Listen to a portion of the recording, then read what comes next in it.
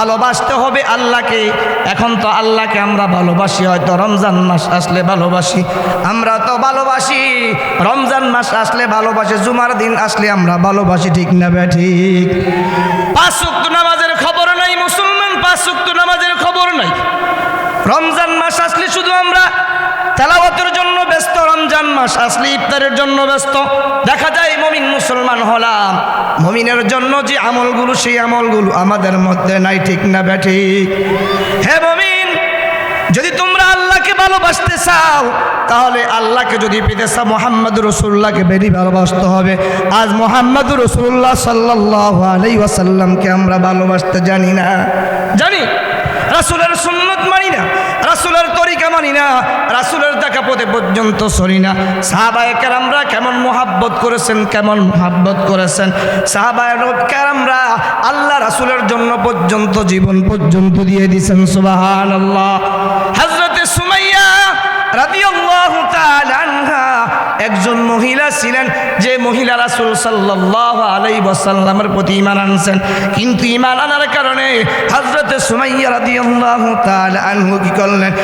জীবন দিতে হলো, ইজ্জত দিতে হলো। হে মুহতারাম হাজিরিন, তারপর পর্যন্ত ঈমান কিন্তু ছাড়ছে কি ছাড়ে না? আওয়াজ দিয়া কর।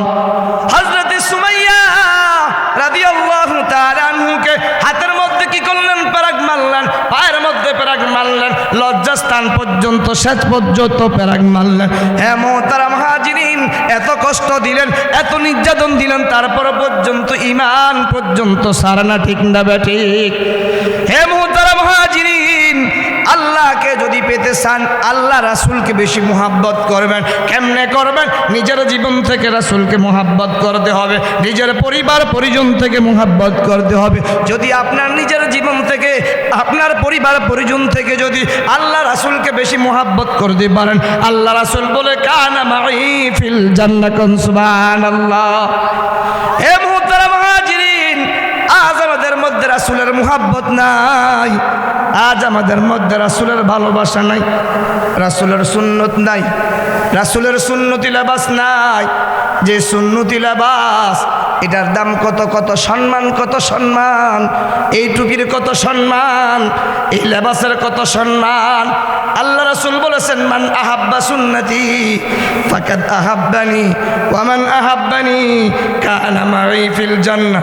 যে ব্যক্তি আমি রাসূলের সুন্নতকে মুহাব্বত করবে, আমি রাসূলের সুন্নতকে ভালোবাসবে, আল্লাহ রাসূল বলেন কানা মাই ফিল জান্নাহ, সে আমি নবীর সাথে জান্নাতে চলে যাবে। কন্যা সুবহানাল্লাহ। আজ রাসূলের সুন্নতের মুহাব্বত নাই, আজ রাসূলের সুন্নতের ভালোবাসা নাই। দুনিয়ার শুরু থেকে শেষ পর্যন্ত নিয়ে রাসূলের সুন্নত আছে, কিন্তু সুন্নত কিন্তু আমরা মানি না। ঘুমের ঘরে সুন্নত, রাস্তার মধ্যে হাঁটতে সুন্নত। এই যে মুদ্রার কবরের মধ্যে আমরা রাখি, ওই কবরের মধ্যে রাখার মধ্যে সুন্নত আছে। আমাদের সমাজের মধ্যে যে প্রচলিত নিয়ম, কবর কিন্তু 2 প্রকার কবর। একটা হলো সুন্নত তরিকা কবর, আরেকটা হলো জায়েজ তরিকার কবর। আমাদের সমাজের মধ্যে যেই প্রচলিত কবরটা হয়, এটা কিন্তু প্রচলিত কবর শরীয়ত মোতাবেক সুন্নত এবং জায়েজ তরিকার কবর নয়, এটা হলো খেলাফে সুন্নত। খেলাফে সুন্নত মানে হলো না জায়েজ কবর। বলেন কি কবর? বলবেন তো হুজুর নতুন ফতোয়া দিয়েছেন না জায়েজ কবর। উলামায়ে কেরামকে জিজ্ঞেস করেন। আমরা যখন উজানিতে পড়ছি, উজানিতে অনেকগুলো কবর, ওই মাকবারে ইব্রাহিমে কবর করেছি। একদম সুন্নত তরিকার যে সিস্টেমগুলো, সেই সিস্টেমে কবরগুলো করছি। আর ভাই, মুদ্রাকারে যদি আপনি এভাবে শোয়াই দিলেন, এটা কি ক্যাবলা হলো?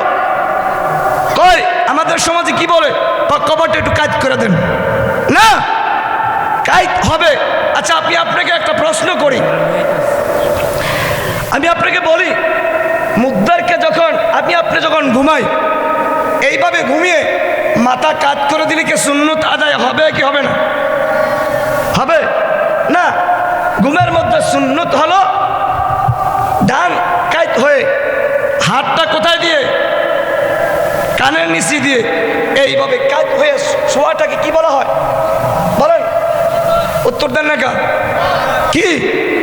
এখন এটা যদি আমি বুঝলাম সুন্নত, তাহলে মুদ্রাকে কবরে রাখার জন্য সুন্নতটাকে এভাবে নারে তাকবীর, নারে তাকবীর, নারে